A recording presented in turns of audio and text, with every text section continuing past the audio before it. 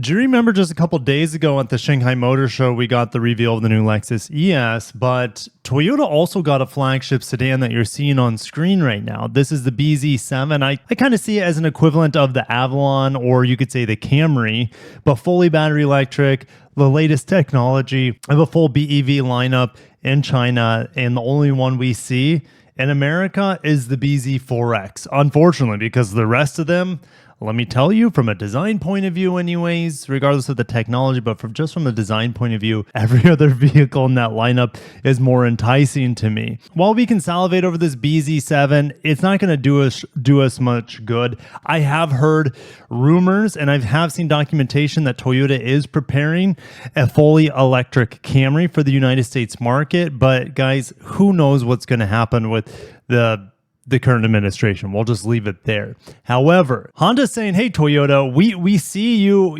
going big with that flagship, and look at what we are unveiling. This is the new Honda GT, guys. And this is what American fans deserve. This sort of design is what the Accord should have been from the get-go. If you guys are excited for today's news, we're not going to stop there because we got some big Toyota trademarks to discuss as well as Land Cruiser FJ details. And make sure you stay to the end when we go over those things as well. But guys, if you're excited for today's news, and if you wish the Honda Accord in America, guys, if you wished this vehicle, the Honda GT, was the Accord that we got, not saying it's fully battery electric, I'm just saying as a design point of view, make sure to hit that like button if you like what you're seeing on screen and if you wish this sort of design was available in the United States. So these vehicles are using DeepSeek AI, where Toyota's using the Huawei AI, but this is using that DeepSeek AI, which is born and bred, as far as I know, in China.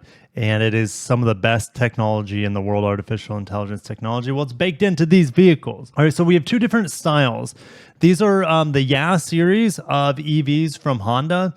They essentially are rebadges of each other, all right, because they have two different joint ventures. Let's go back to the article. So we have the GAC Honda GT, which is on the left, and the Dongfeng Honda GT on the right. Okay, the GAC one, this one, in my opinion, looks so good.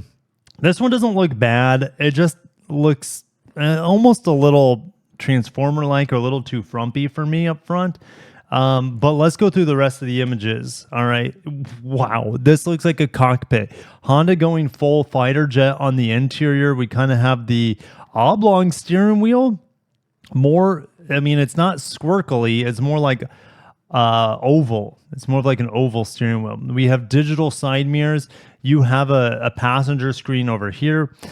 This kind of reminds me of more of an Acura interior, which makes sense because Acura pulled out of China just a few years ago, 2-3 years ago. And so Honda is just one brand over there like they are in Japan.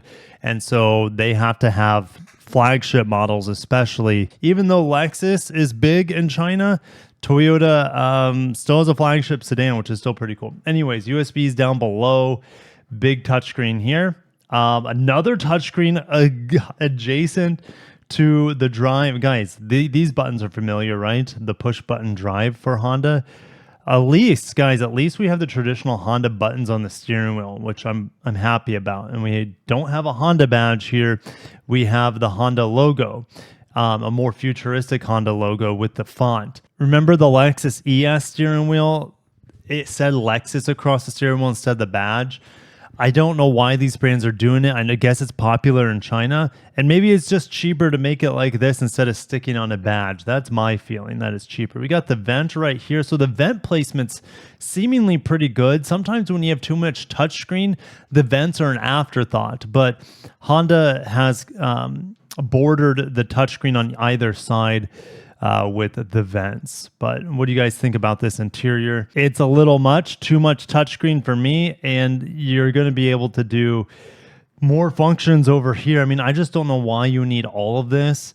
I like the screen up here, no problem with that. Oval, you'll be able to see over the top of it to see the screen there. But yeah, climate control is pure digital, pretty much like how it is in the Lexus ES as well. All right. Yeah, I love this fastback design. I don't know if this car is a 5-door. I guess I could read the press release, but there's hardly any information in that press release. There's no information. Wow, does this look like a Camry from behind or what? All right, obviously it has a light bar, but very similar to the Camry rear taillights. Now, it is a liftback. Look at that. That's what the Accord should have evolved into. As sedans are just dying, hatchbacks are becoming more popular, and SUVs, I mean, it's kind of just to bridge the gap of the SUV takeover. But it's just unfortunate, guys. Essentially, this is like a Kia Stinger-like vehicle that the Accord should have turned into, or at least this sort of idea. It could have been hybrid. It could have been turbo 4-cylinder.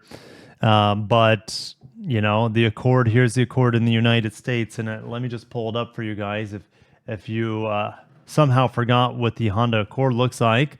Now, I love how the Accord drives. I love how luxurious it is in the hybrid trims anyways. The Accord is really ugly, in my opinion. I think most of you agree. It's very uninspiring.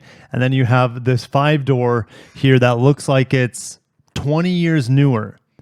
Would you guys agree with that? The design down below looks 20 years more into the future than this Accord design. Ay, ay, ay. All right, what about the back? What is about the back of the Accord? Still looks really old. All right. Yeah, not nearly as futuristic and as smooth looking as this. Now, some of you guys might like the more old school looking design of the Accord, and that's fine. That's what you get in America anyways. Well, this 5-door is essentially forbidden fruit, and man, does it look... It looks good. Side profile is fantastic. I love this wheel design too.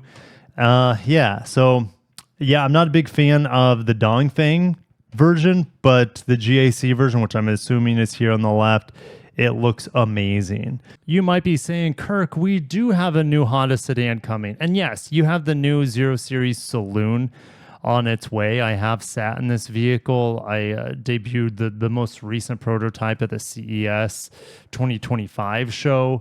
But the thing is, it's like, well, we know that the Honda Sony Mobility version of this is going to start at like $80,000. I sure hope Honda's doesn't start anywhere close to that.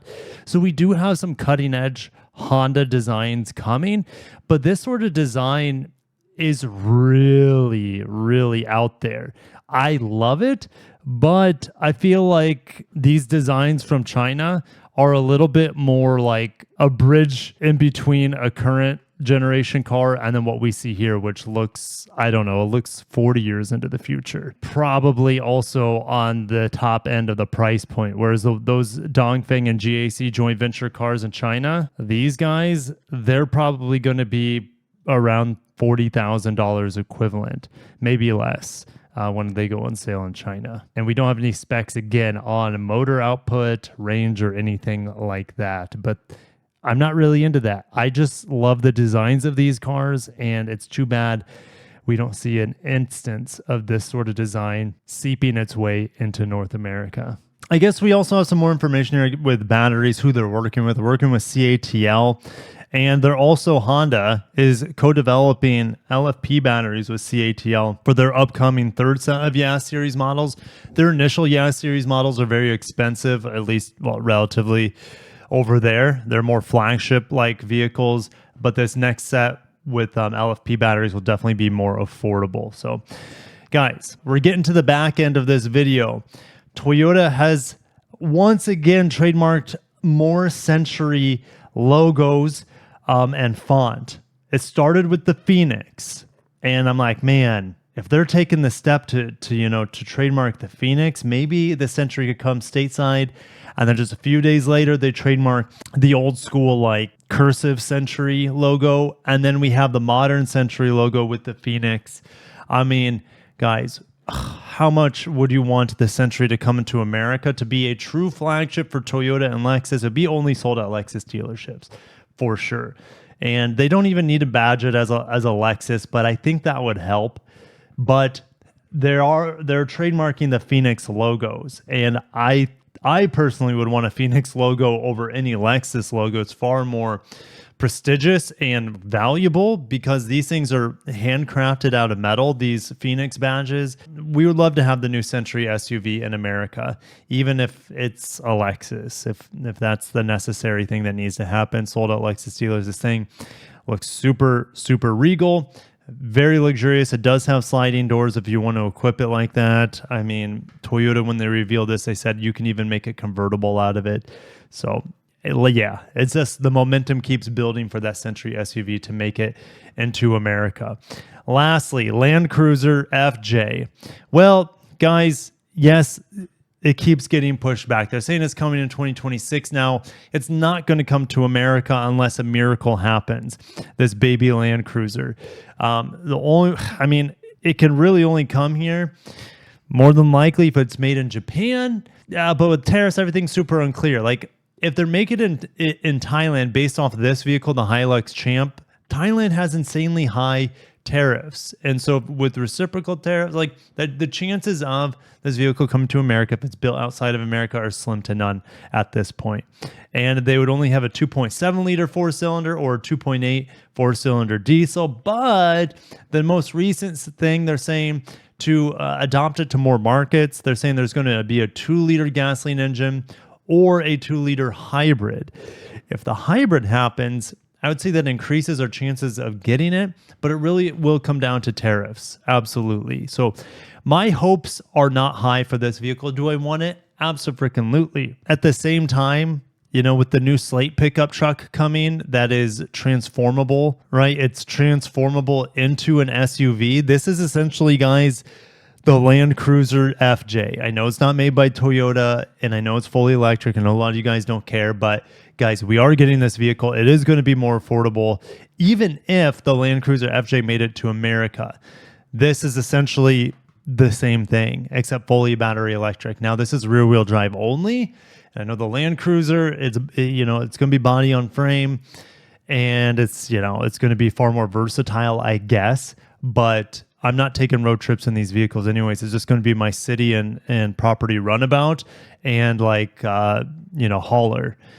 So I have a deposit on this truck. I'm really excited for it. They're saying it comes in 2026. Excuse me. I have zero hopes of it landing in 2026. You look how far the Cybertruck got delayed. I mean, supposedly this is going to be built in Indiana, made in America. Oh gosh, this reminds me of the Ford Flex, like a lowered wagon. It looks so good. But I can't wait for this truck. I can't wait to customize it and have some fun with you guys on the channel. And yes, under $20,000, especially if this launches, guys. If this launches when the EV tax credit is still in effect, that's why it needs to come sooner rather than later. But like I said, when I reviewed or brought this vehicle to your attention, Trump's friends with Bezos, who's invested in this truck. Trump's friends with Musk, who benefits from the EV tax credit. So I don't know. I don't know what's going to happen. I'm excited for it one way or the other. Thank you guys for watching. And long live the baby Land Cruiser. Somebody in the world is going to get to enjoy it whenever it launches, if it ever makes it to market. Same thing with that Slate pickup truck. Not 100% of this will make it to market, but they're just sitting on my deposit, and it is what it is. But guys, Century, I'm getting excited for this. This is getting more traction. This is more likely to come to America than probably that FJ Cruiser by a landslide. And then if you would like Toyota to bring this design into America as an EV Camry, let me know. But the big talk today was these sedans, or should I say 5-door liftbacks that Honda, it's just like, man, why couldn't have they brought that into America? But the thing is, guys, remember, Acura exists. So Honda can't make too fun of cars because Acura sits in the way. All right, they have to protect the Acura brand. Could you imagine if the TLX was this and the TLX morphed into this, which it could, right? But it would be fully battery electric. As Acura is going to be building EVs. We know about the RSX EV coming as like a coupe crossover by the end of this year. But man, they would make a splash if they're able to translate this sort of design over to the American Acura brand. It hurts me too much to talk about the Accord's design. It's a fantastic driving car. It's so luxurious. But when you see designs like this going to China, and then we get our frumpy Accord stateside, it's a bit painful. It's a bit painful. All right, thank you guys. Have a great day. I'll catch you in the next news update. I have a pretty big Honda drop in on the 30th. So a couple days from now, I'll have a Honda drop for you guys. It's embargoed right now. So have a great day. Stay tuned for that. Make sure you subscribe, hit the bell icon so you don't miss my Honda updates on the channel. Have a great day and peace.